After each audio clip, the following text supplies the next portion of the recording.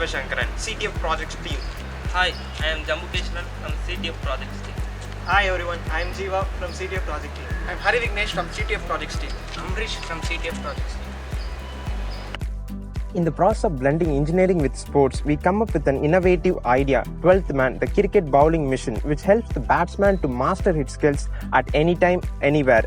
This is a purely mechanical based product and with no involvement of electricity. In market, there are many electric bowling machines which cost around 1 lakh, which can't be affordable by all kinds of people. So we reduce the cost very drastically. Our friend Jiva will continue how we achieved a solution in our project. To achieve variation easily, we use several mechanisms which will be explained later in the working part. Hooke's law and Pascal's law are used to calculate the forces that is required to deliver the ball to the batsman. Spring and the hydraulic system are our major components. As our bowling machine is purely mechanical, we don't use any electric power, so we conserve the electricity. And we don't use any fuel, so it is eco-friendly. Our machine totally costs around 10,000, so it is highly available and affordable to the small-scale cricket coaching center. And the working process will be explained by our team leader Hari Vignesh.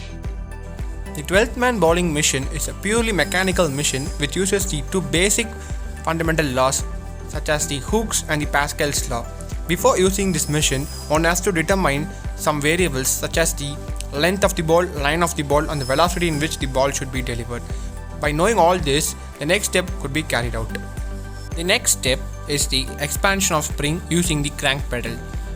The spring has a spring constant of which the expansion of the spring gives different force outputs to generate different velocities in the ball.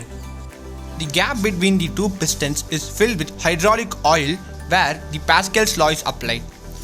As the crank pedal is pulled, the spring expands, and when it's left, the spring recoils to its position with generating a force. This force is multiplied in the chamber between the two pistons where the hydraulic oil is present.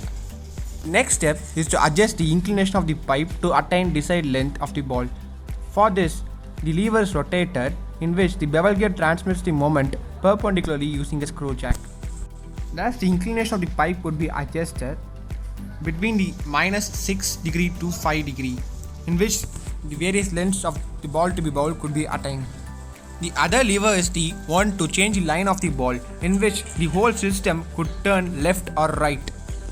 This simulation shows where the bowling machine will be placed and how it delivers the ball of different lengths. The impact force is generated in the ball using the outer piston, which aids the ball to move in the desired direction. My contribution in this project is to analyze the engineering data and to figure out the original dimension and the materials required.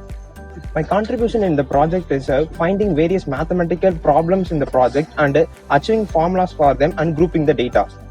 I took the troubleshooter role. During designing and thinking of many various mechanisms, we came through many problems. So I had researched many various mechanisms to overcome this problem.